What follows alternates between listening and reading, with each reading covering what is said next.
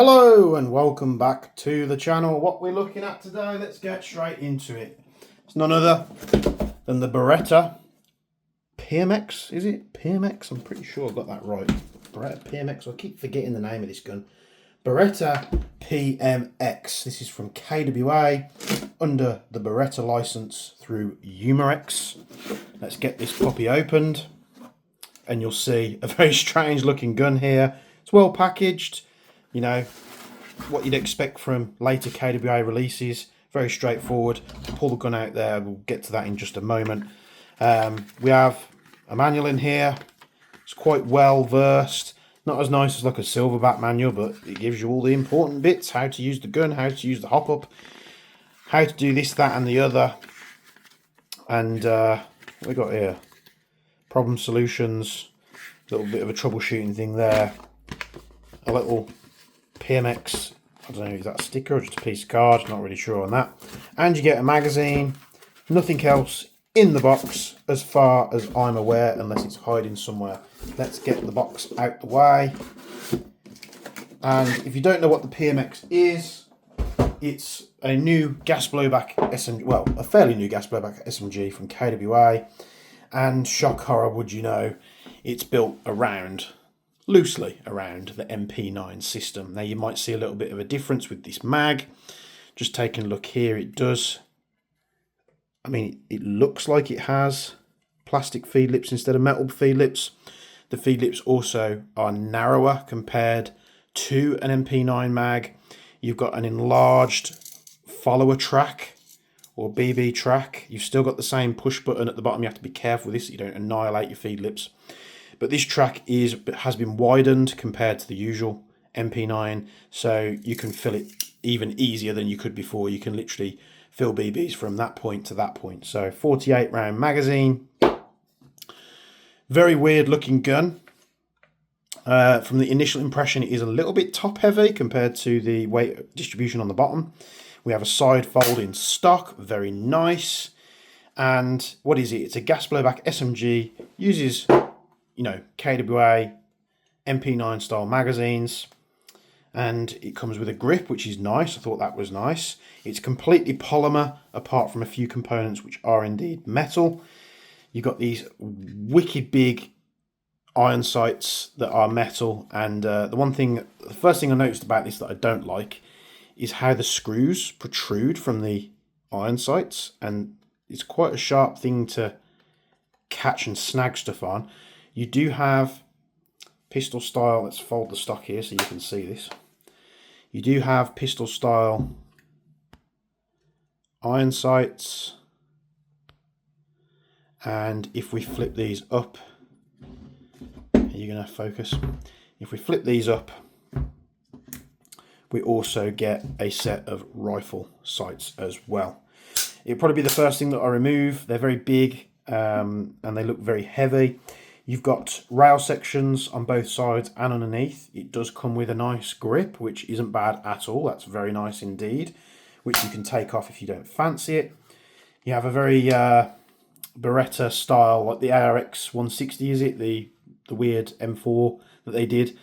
Not a huge fan of the style of this selector, but Beretta obviously did it for a reason, didn't they? So mag release, ambidextrous, fire selector and safety ambidextrous. Now the bolt catch can only be found on the left hand side, but if you are a lefty, you can always drop the bolt that way. It does kind of look like you can switch the bolt handle from the left to the right hand side. However, this track that you've got for the bolt handle to go into, which I presume is what holds this in place, it kind of disappears at this point. So I'm guessing that might not be the case. So we have a mag here.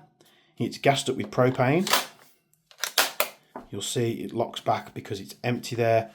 We do have a bolt release. Let's give this a quick squirt on semi-auto.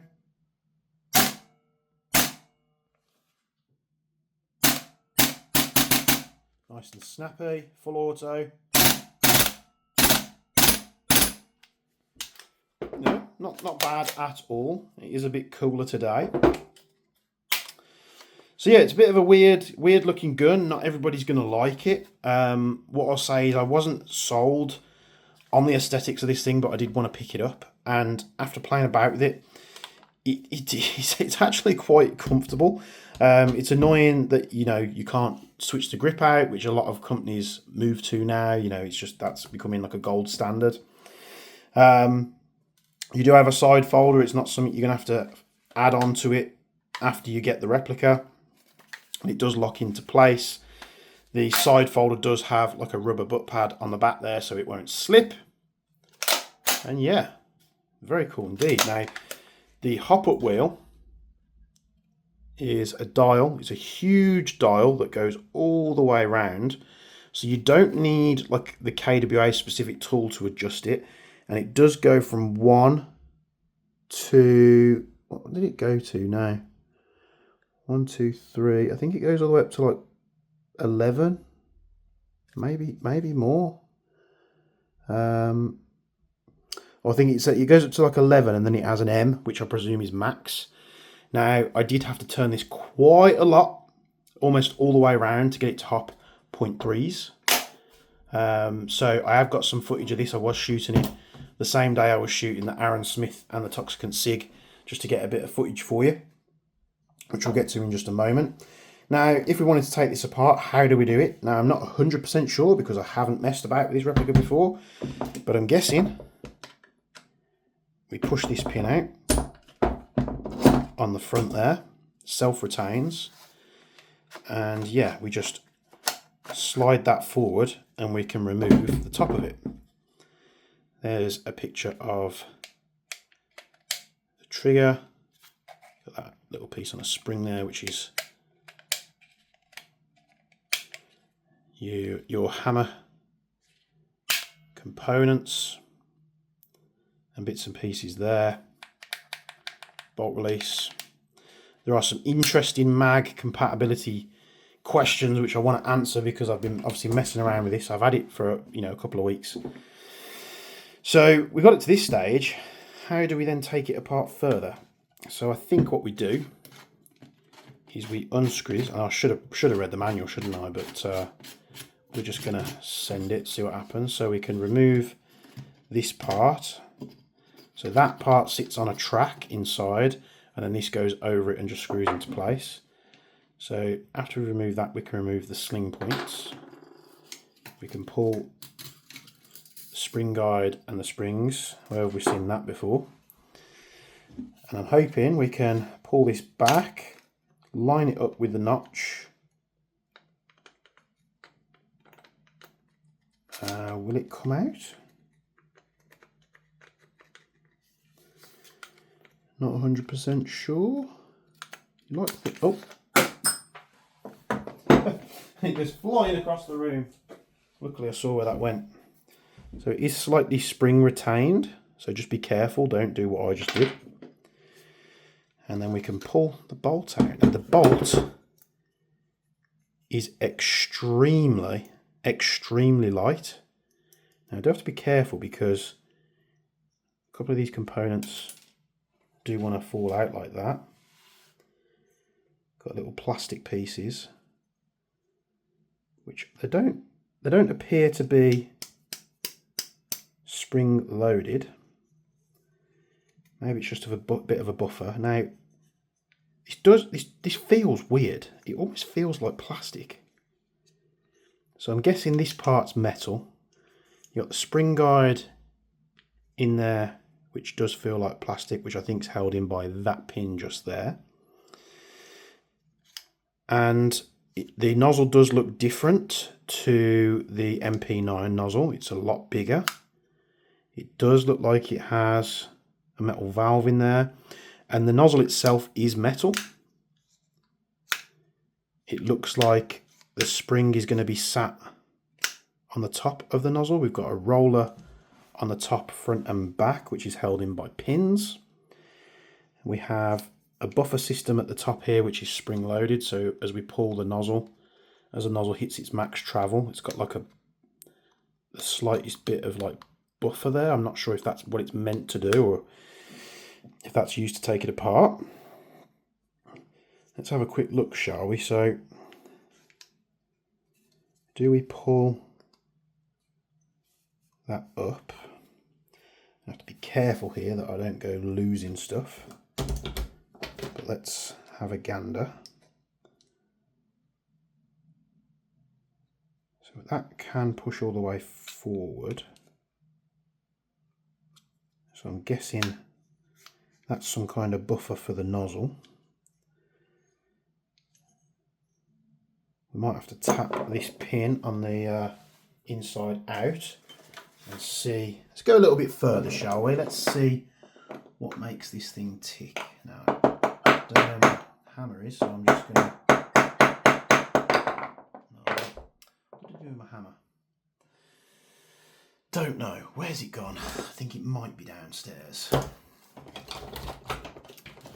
Let's just improvise for the moment and use the wrong tool.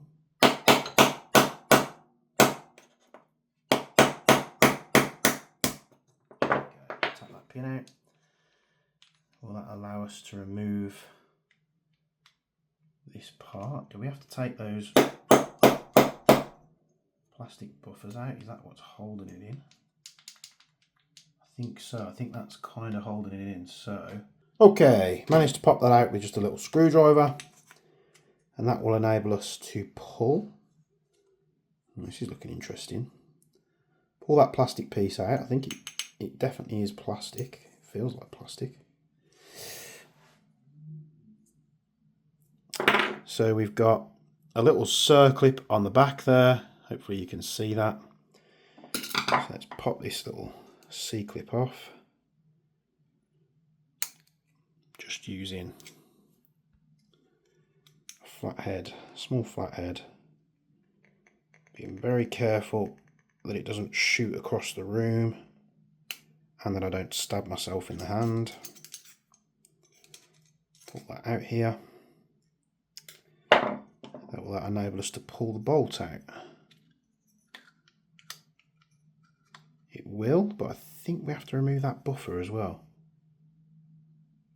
which is a pin. All these little hidey pins. Let's tap this one out.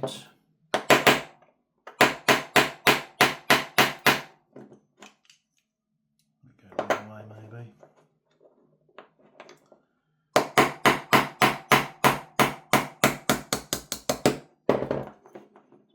Pin out at the top.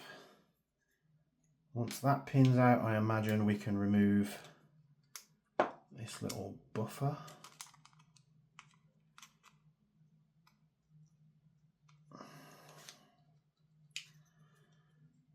I thought this was going to be super easy. There we go. That little buffer piece can come out with its spring, and then we can pull the nozzle out. Way! So this does look like a cast metal nozzle. It's nice that they've moved away from that 2-spring system on the MP9, so this is going to be a much more reliable setup. O-ring sealed at the back there, and yeah, not a bad little nozzle design at all. So I imagine what we would need to do to pull the rest of this apart is tap this pin out, pull the insides out. But before I get that far, I don't want to get that far because I obviously want to test this. So I'm covered in grease now. Have I got a cloth? Let's quickly pop this thing back together. So nozzle goes in. We've got the C-clip. And we're going to want to push that into place. And then perhaps use a flathead that's a little bit bigger to clip that in like so. How easy is this part going to be to put in? We'll find out. Put the spring on the inside of it. That's upside down, isn't it? And then this will hopefully jimmy. There we go. Pin goes back in the top. So it is a bit of a process to get your bolt apart. However, I think it's a nice refreshing change from that old to very minuscule spring system that's on the MP9, which I have picked another MP9 up because we're going to be doing some comparisons and stuff on this thing. So that's back together. Take our plastic piece, we'll shove that back in the back. We've got our little pin for it as well. Is this going to be a pain to get back in? In the interest of time, it's going to take me to go find where I've put the hammer. It's downstairs somewhere. When I get this bench organised, and it is something that I'm working on, I'm currently making something to tidy this whole thing up. Everything will have its place, which I think is the problem at the moment. Everything doesn't have its place, and it will be on a wall in front of me, and everything will be easily accessible. So that's all back in. We take these little guide plastic pieces, push them back into place like so. Very easy to lose. Before we pop that back in, let's take a quick look at the hop patch. Hopefully you can see that there. And the humongous hop wheel. I did have to use on the day, I mean you could get your finger in there if you want to. I've just done it. On the day I think I was using like a flathead screwdriver just to notch it one way or the other. Slide this back in. Good to go. Spring guide system. Again, metal pins screwed at the back, and then this is like a plastic piece. Nothing wrong with that. Put the sling plate back on. It would be nice if these sling plates had bigger openings in them, because a majority of majority of slings are not going to fit through a loop that size. So you have to use like one of them keyring loops, which is a pain in the arse. Right, that's back in. It does look like you could use a wrench on that to tighten it up if you wanted to. Just trying to make sure that's all centered. We do have tri-lug on the front. Now I am hoping that this behind this is not a weird thread size. It'd be nice if it was 14, but it does look quite narrow. We'll look at that in future as well. Slide this back into place, very easy. Push the pin in. We can do it by hand like that. And I forgot to put the bolt handle in. Okay, so bit of video editing magic there, because I didn't want to put you through that process again. So we got it back together. How many of you were screaming at the video that I missed that piece out? Put it down in the comments below if you were one of those. We've got some 0.3 gram BBs to test in this thing, to give it a quick chrono. I'm not sure what the power on this is. The box says that it's 1.3 joules. It is, the weather's weird today. It's not really hot, it's not cold, but it is super humid. So we can lock that all the way back, and then we can put them in here, all the way up to the top, making a pig's ear of it. Let's whack some BBs in.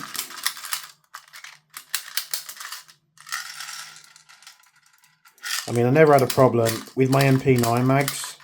I think they had a narrower window on the front here. But what I always used to do was I used to just lock the follower back like that. And I used to just fill them in at the top, and they used to be fine. So 0.3 gram BBs, propane. You can actually quite easily pull. It's a bit of a twist of the wrist, but I suppose you could do it like that. Mag goes in nice. A little bit of wobble there. So we'll have to see if that's an issue. Chrono's doing its weird thing again. Spin the batteries around, hopefully it works. We're asking too much. Right, batteries for the chrono, let's go. Back with some fresh batteries. So we're set to 0.3s.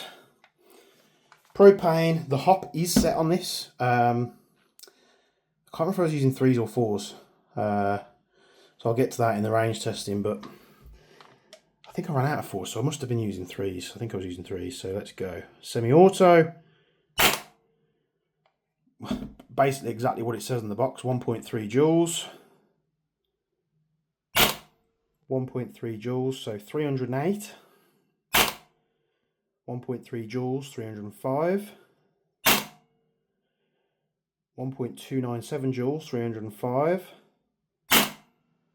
1.3 joules, 308. When I'm saying 1.3 joules, you know, it's a hair over, so I'm just going to go on the joules. You know, FPS doesn't really mean as much as it did, you know, years ago. So 1.3 joules, 1.3 joules, 1.3 joules, 1.29 joules, 1.29 joules, 1.28 joules, 1.28 joules, 1.28 joules, 1.22, 1.24, 1.23. So the highest was 308, the lowest was 299. And then let's give it a bit of a burst.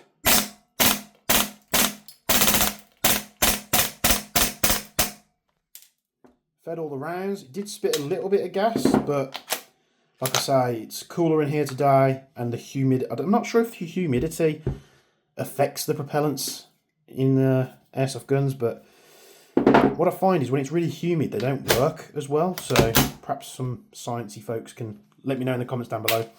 But getting this out of that way, let's get to the range test. 2040-60, we weren't going to hit 80 meters with this, but I can't remember if I'd give it a go or not, but we'll cut to that. We'll cut to Studio James, and then speaking over it, and then we'll get back and I'll let you know my thoughts.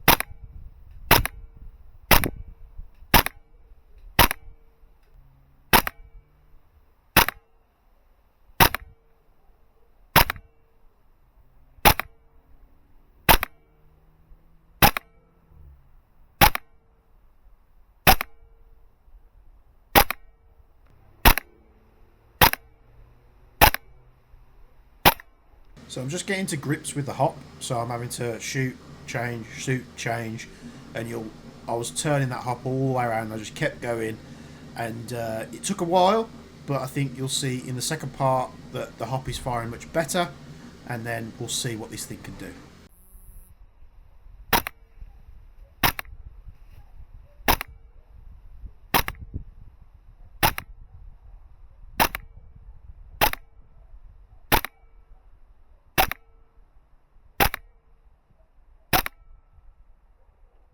Hey! 2 for 2. 3.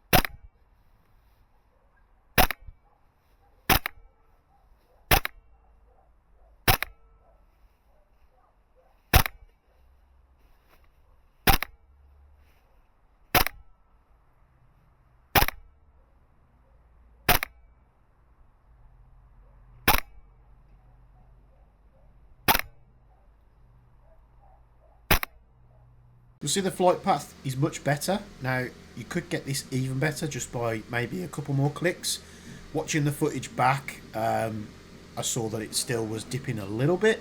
But I think hitting a target at 60 meters with a 0.3 gram BB out the box performance is not bad at all. If the hot wheel has the adjustment to go a little bit further, I'd like to try it with a 0.4. It's going to be a bit more accurate. You'll see as well, I am fighting a crosswind. It makes the flight path a little bit unpredictable, but, you know, we've got what we've got. So we'll get back to the studio, or the workshop, or whatever you want to call it, and we'll wrap this video up. Setting it up, it was a bit of a pig to, not a pig to set the hop, but, you know, I was turning the wheel and I wasn't getting much results. I was turning the wheel again, not getting much results, and it just took a while to get it to that point. But the problem is, I don't know, even though it's got numbers on it, I don't really know where the numbers actually make sense, because where is the reference point? So say if it's on 1 or if it's on 11, where is the reference point? Now you'd imagine it would be somewhere here, but you know, I don't know. I don't know whether it would make sense that reading at the top would be fine, because I did go all the way around the wheel. So yeah, once the hop was set, it didn't do too badly. You know, KWA MP9s, I imagine this uses the same barrel and hop set that the MP9s use. It would surprise me if they went to like a VSR style rubber, but you know, I'll be taking this apart and showing you guys what I find inside. We'll also be looking at mag compatibility, because a lot of people say that the MP9 mags work, even though the feed lips are different. They're different feed lips on the PMX mags, and the casting for the mag is different. From what I can tell you in my quick tests, I bought a KWA MP9 from WGC, which is when I bought this. The MP9 that actually turned up wasn't KWA branded, it was KSC branded. Now, I know they're the same company, but I'm pretty sure you've got KWA as a brand, KWA worldwide, and then KSC is for the Japanese market. Now, if I'm incorrect, you can let me know in the comments down below. So the MP9 that turned up was a KSC. The KSC mag went in the gun, performed fine, and locked back on empty. And I went and bought, like, I think 4 or 5 KWA branded MP9 mags from BZ Tactical. And they all go in and they work, but they don't lock back. And I think it's just to do with how the arm sits on here. There must be a bit of geometry just on the magazine here that's different. But we're going to get into the mag compatibility a little bit later in a different video, because I've bought the PMX, I've bought an MP9, and I've also picked up one of the Vorsk VMP ones. You know, this is not a KWA MP9, but we all know it is. So we'll be taking a look at that as well. So thanks for tuning in. Hope you like the PMX. If you don't, or you did, let me know in the comments down below. Like, comment, subscribe, all that good stuff. Links in the description below. Please check them out. And as always, from me and from Bench, we'll see you in the next video.